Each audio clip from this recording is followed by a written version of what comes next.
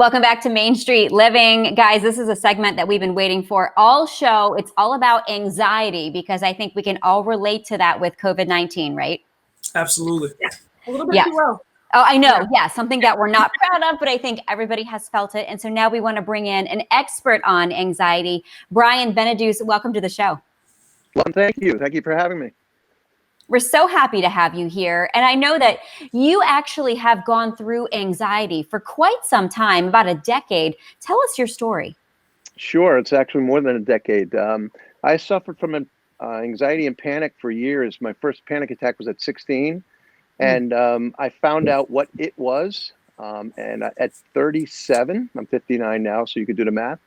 And I actually, once I found out what it was, which was agoraphobia, the worst type of panic, which is a fear of actually leaving your safe place. In my case, was a house, was my home, and building up a very successful plastics company, all the while dealing with this beast, this fear. So that's essentially my story. But the good part about it was I cured myself. I found out what it was and I fixed myself. Brian, tell us then, you're the expert here. So what are some of your best tips to reduce anxiety, especially when we're all stuck in this quarantine right now? Well, you don't have a long time, but you have to change your mindset. I have tools, emotional tool. I call it my emotional toolbox. And one of them is act as if. They're very simplistic, but I'm living proof that they work, but it takes time. And I list all my tools on my website and you can read about it. But essentially you have to change your mindset. Like for instance, a fear of flying. I don't want to get on a plane, or I'm petrified to get on a plane, to, oh my God, I'm so excited to get on a plane. And it sounds so simple, and it really is. Another one's drop your armor, let it come, these type of things. But it's only anxiety. It's not a death sentence. And when you realize that as an agoraphobic, which I was, the healing starts. What about anxiety, though, about social isolation, about not being able to get out and do things and see people? Yeah, no, it's, listen, I'm human. I'm the same way. But I look at it a little differently. When you suffer from agoraphobia, it's a very dark place, and your imaginary thoughts can far exceed what is actually happening. So this COVID-19 is real. It's very real. But I choose to look at it differently. I don't let it affect me internally. I know what's going on in the world. I know everybody's nervous. But we have the smartest people in the world working on fixing this problem. My advice to people is don't watch TV. Don't get off social media, because there's nothing good there. And you can't tell me that watching a comedy or a comedian, a comedy act can't change your mood from, feeling better. And watching this. What's that? I know Quincy's can.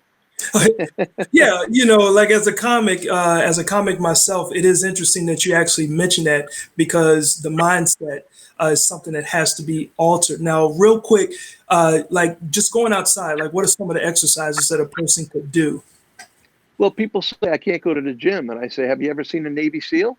They're in great shape. And anxiety, it's a fight or flight response. It's cortisol and adrenaline, without getting into the scientific end of it.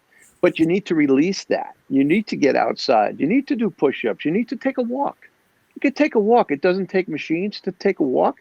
But as you're doing that, you're going to feel better, because you're releasing the cortisol and the adrenaline. That's actually part of anxiety. Beautiful. Beautiful. Thank you. 100% get outside and do stuff. Inspiration to so many, Brian. Thank you. Thank you. Thank you so much, Brian.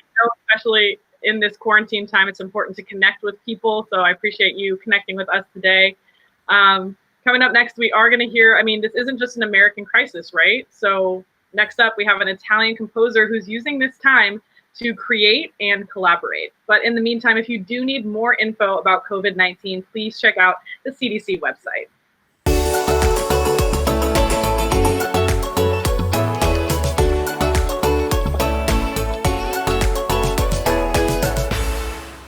Stay up to date with COVID-19 at the Center for Disease Control's website. That's cdc.gov. Stay informed, stay at home, stay healthy.